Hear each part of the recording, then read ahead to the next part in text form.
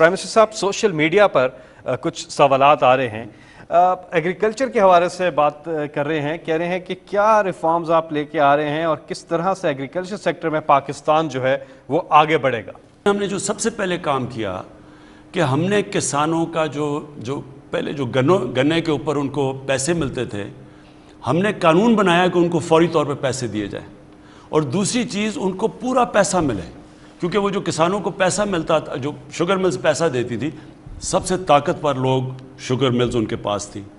تو ان کے کوئی نہ ان کو حکومت کچھ کہتی تھی، نہ ان کو وہ کین کمشنر، سب ڈرتے تھے، بلکہ کئیوں کو تو پے رولز پہ تھے، ان کی تنخواہیں لگائی ہوئی تھی انہوں نے، تو ان کو کچھ کہتا کوئی کچھ نہیں تھا۔ پھر انہوں نے وہ کارٹیلز بنایا ہوا تھا کمپٹیشن کمیشن کے اندر، انہی کے اتنی طاقت تھی ان کی کہ وہ بھی کچھ نہیں کرتی تھی، ان کو تو یہ قیمتیں اوپر خود ہی فیصلہ کرتے تھے قیمت کتنی ہے، تو لوگوں کے اوپر قیمتیں بھی اوپر، پھر سٹا کھیلا جاتا تھا، یعنی چینی بن چکی ہے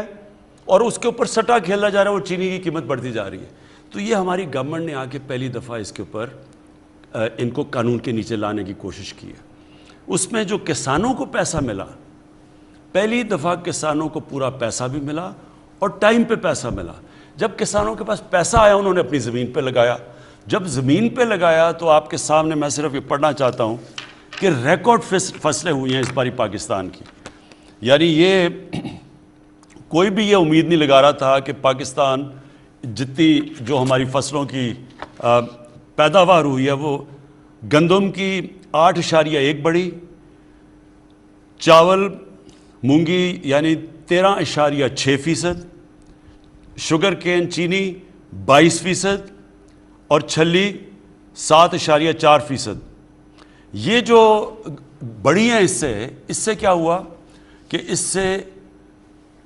مزید اور کسانوں کو پیسہ آیا، کیونکہ ان کی بھی کبھی قیمتیں ان کو نہیں ملی جو پہلی دفعہ ملی ہے۔ لیکن یہ ابھی شروعات ہے، انشاءاللہ جو آگے اب ہم پالیسیز لے کے آ رہے ہیں، اب آپ دیکھتے رہیں گے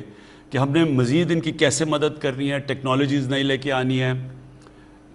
بیج ڈیولپ کرنا ہے۔ اور پھر ایک اور چیز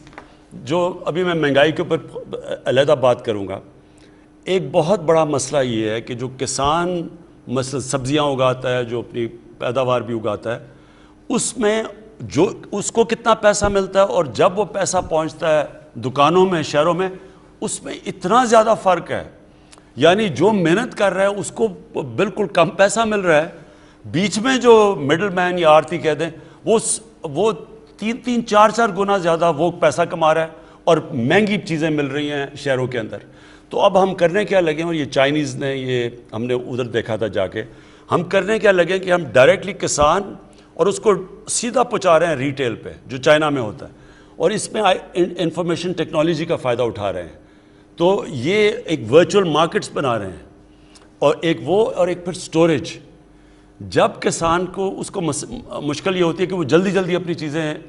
سستی بیچتا ہے کیونکہ وہ خراب ہونی ہوتی ہیں، اس کے لیے سٹوریج چاہیے۔ ہم نے ابھی فیصلہ کیا ہے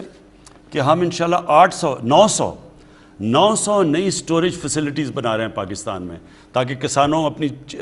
ان کو چیز بھی رکھ سکے اور ٹائم پہ بیچے تاکہ ان کو قیمت ملے۔ اور پھر ٹرانسپورٹیشن کے اوپر بھی محنت کریں، جو چائنیز نے کیا تھا کہ ٹرانسپورٹیشن ایسی ہو کہ ان کی فصلیں، فروٹ، پھل اور یہ جو سبزی، یہ ضائع نہ ہو، اور اس کے لیے یہ بڑا ضروری ہے کہ سٹوریج بھی ہو، ٹرانسپورٹیشن بھی ہو۔ ہمارا کئی اندازہ لگا جاتا ہے کہ 30% ہمارا پھل ضائع ہو جاتا ہے، 30% سبزیاں ضائع ہو جاتی ہیں،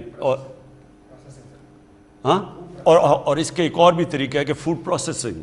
یعنی ہم وہ اب چھوٹے چھوٹے فوڈ پروسیسنگ لگانے لگے ہیں، اس کے لیے ہم قرضے بھی دیں گے بڑے بڑے سستے، تاکہ یہ میکسیمم بینیفٹ کسان کو ملے۔ جتنا کسان کو فائدہ ہوگا، اتنا زیادہ وہ پیسہ اپنی زمین پہ لگائے، اتنی زیادہ پیداوار بڑھے گی۔